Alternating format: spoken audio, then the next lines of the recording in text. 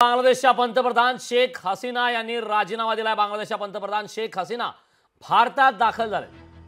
बांगलादेशचा ताबा लष्कराने घेतलाय। बांगलादेशमधील परिस्थिती नियंत्रणाबाहेर असल्याची माहिती मिळते। त्यामुळे बांगलादेशमध्ये आता घडामोडी घडत आहेत। बांगलादेशच्या पंतप्रधान शेख हसीना यांनी राजीनामा दिलेला आहे। बांगलादेशच्या पंतप्रधान शेख हसीना या भारतात दाखल झाल्यात। बांगलादेशचा ताबा आता लष्कराने घेतलेला आहे। बांगलादेशमधील परिस्थिती आता नियंत्रणाबाहेर असल्याची माहिती मिळते। खतर शेख हसीना या राजीनामा देणार का याबाबत चर्चा सुरू त्या कालपासूनच या घडामोडी पाहतोय। मात्र बांगलादेशच्या पंतप्रधान शेख हसीना यांनी अखेर राजीनामा दिला आहे। बांगलादेशचा ताबा हा आता लष्कराने घेतलेला आहे।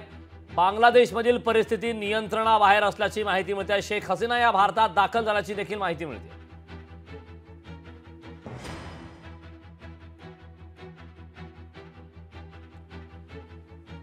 दृश्य आपण पाहतोय बांगलादेशमध्ये दृश्य लोकशाही मराठीवरती पाहतो, ज्यामध्ये बांगलादेशमध्ये परिस्थिती आता नियंत्रणाबाहेर गेलेली आहे।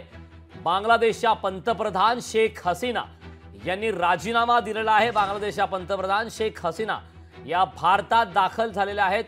त्या ठिकाणची दृश्य देखील आपण पाहतोय। बांगलादेशमधले दृश्य आहेत। लष्कराने आता बांगलादेशचा ताबा घेतला।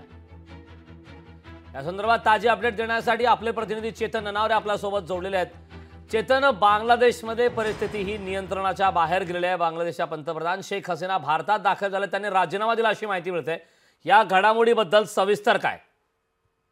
निश्चितच एकंदरीत करण ज्या प्रकारची माहिती समोर येत आहे त्याच्यामध्ये स्पष्टपणे बांगलादेश लष्कराकडून जे त्यांचे प्रमुख आहेत त्यांनी हीच माहिती दिलेली आहे की शेख हसीना आहे त्यांच्यावरती प्रचंड आता दबाव आहे आणि म्हणूनच कुठेतरी एकंदरीत जी परिस्थिती आहे ती तणावाखाली आहे आणि नियंत्रणाबाहेर गेलेली आहे। त्यामुळे लष्कर प्रमुखांच्या या वक्तव्यानंतर एकंदरीतच शेख हसीना आहेत त्या भारतात आलेल्या आहेत आणि त्यांनी राजीनामा दिल्याची चर्चा आहे ती जोर धरू लागलेली आहे। त्यामुळे एकूणच आता शेख हसीना या संदर्भात काय भूमिका स्पष्ट करतात याकडे सर्वांचंच लक्ष असेल, कारण एकूणच जर बांगलादेशमधली परिस्थिती पाहिली तर जाळपोळ मोठ्या प्रमाणात सुरू आहे। आतापर्यंत जो मृत्यूचा आकडा आहे तो 300 पार गेलेला आहे आणि जवळपास या मृत्यूच्या आकड्यामध्ये आणखी वाढ होण्याची शक्यता आहे ती बांगलादेशमधील पोलिसांनी व्यक्त केलेली आहे। त्यामुळे एकूणच ही परिस्थिती नियंत्रण आणण्यासाठी आता भारत बांगलादेशला मदत करणार का हेही पाहणं महत्त्वाचं असेल। करण, नक्कीच चेतन, खूप खूप धन्यवाद या सविस्तर अशा माहितीबद्दल।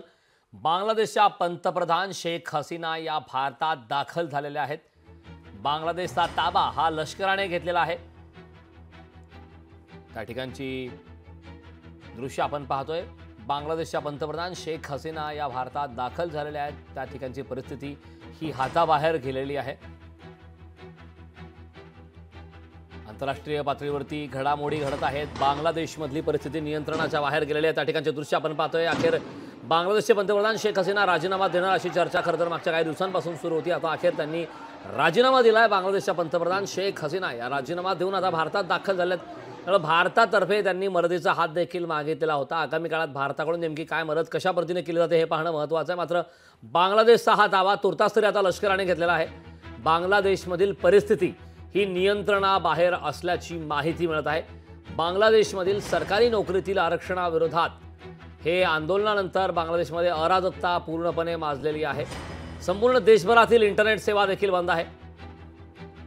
बांगलादेशचा ताबा लष्कराने घेतलाय। बांगलादेशमधील परिस्थिती नियंत्रणाबाहेर असल्याची माहिती मिळते। संपूर्ण देशभरातील इंटरनेट सेवा बंद आहे। इंटरनेट सेवा बंद करण्यात आल्या तर सरकारी नोकरीतील आरक्षणाविरोधात या आंदोलनानंतर बांगलादेशमध्ये मात्र अराजकता माजली।